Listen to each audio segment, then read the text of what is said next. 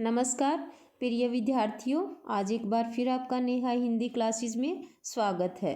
तो बच्चों, आज हम अलंकार और उसके भेदों की चर्चा करेंगे। अलंकार का शाब्दिक अर्थ है आभूषण या गहना। जिस प्रकार आभूषण स्त्री की सुंदरता को बढ़ा देते हैं, उसी प्रकार अलंकार कविता के सौंदर्य को बढ़ा देते हैं या उसकी सुंदरता में चमत्कार उत्पन्न हो जाता है। अलंकार किसे कहते हैं? काव्य की शोभा बढ़ाने वाले तत्वों को अलंकार कहते हैं। अलंकार के प्रयोग से कविता अधिक प्रभावशाली हो जाती है। अलंकारों का प्रयोग कवि की कलात्मक क्षमता का प्रतीक होता है। अलंकारों से काव्य में भाव अभिव्यक्ति अधिक सुंदर हो जाती है। हिंदी साहित्य में शब्द और अर्थ दोनों का महत्व होता है। कहीं शब्द के प्रयोग से और कहीं अर्थ के चमत्कार से काव्य के सौंदर्य में वृद्धि होती है। इस आधार पर अलंकार के मुख्य दो भेद होते हैं। Number 1 शब्दालंकार, number 2 अर्थालंकार। शब्दालंकार किसे कहते हैं?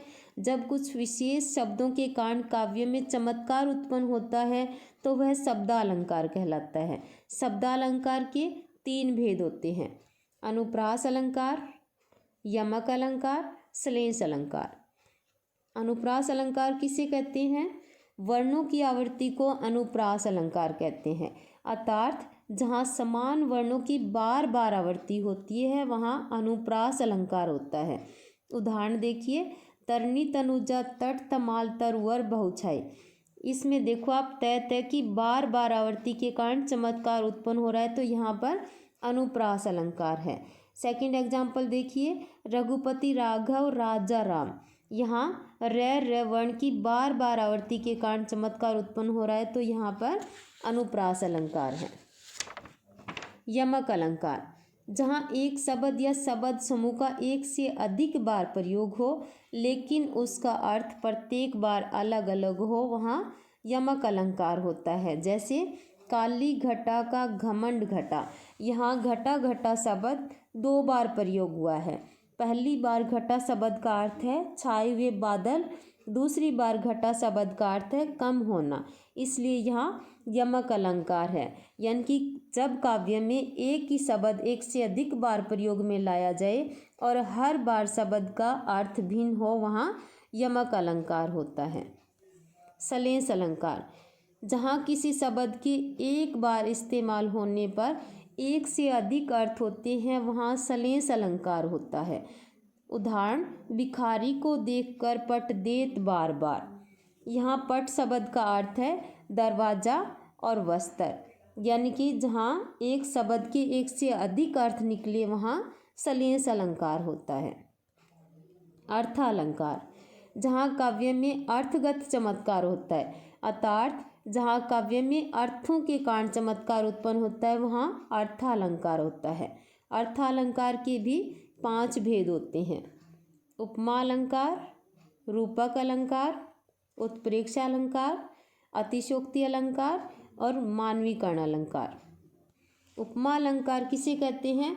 जिस काव्य पंक्ति में जग प्रसिद्ध वस्तु या व्यक्ति की तुलना सामान्य वस्तु को अच्छा बताने के लिए असामान्य वस्तु से की जाती है, तो वहाँ उपमा अलंकार होता है। जैसे हाय फूल सी कोमल बच्ची हुई राख की ढेरी।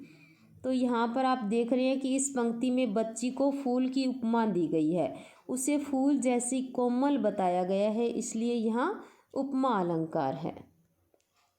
रूपक अलंकार, जग प्रसिद्ध वस्तु से गुणों की समानता को दर्शाने के लिए किसी सामान्य वस्तु पर उसकी समानता दिखाने के बदले सीधा आरोपण कर दिया जाता है, तो वहाँ रूपक अलंकार होता है। जैसे चरण कमल बंदो हरिराई। तो इस पंक्ति में प्रभु के चरणों को ही कमल कह दिया गया है, यही आरोपण या अभेद कहलाता है।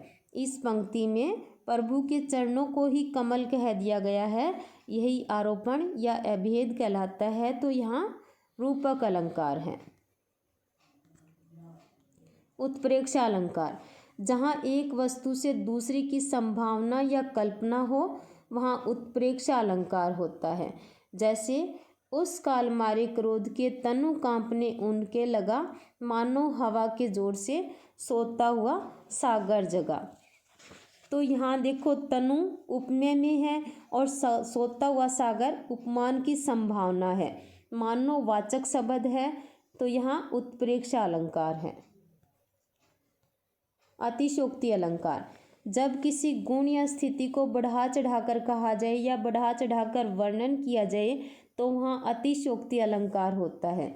जैसे हनुमान की पूंछ में लग न पाई आग, लंका शीघ्र जल गई, गए निशाचर भाग।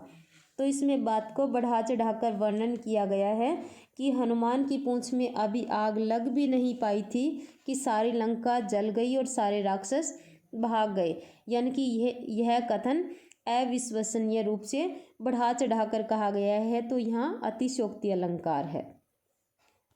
मानवीकरण अलंकार, जब जड़ पदार्थों और प्रकृति के अंग जैसे नदी, पर्वत, पेड़, लताएं, झरने, हवा, पत्थर, पक्षी आदि पर मानवीय क्रियाओं का आरोप लगाया जाता है, अर्थात मनुष्य जैसा कार्य व्यवहार करता हुआ दिखाया जाता है, तब वहाँ मानवीकरण अलंकार होता है।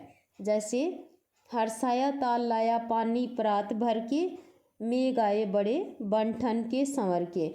इस उदाहरण में देखो बादलों को एक मनुष्य के समान क्रियाएं करते हुए दिखाया गया है, तो यहाँ पर मानवीकरण अलंकार है।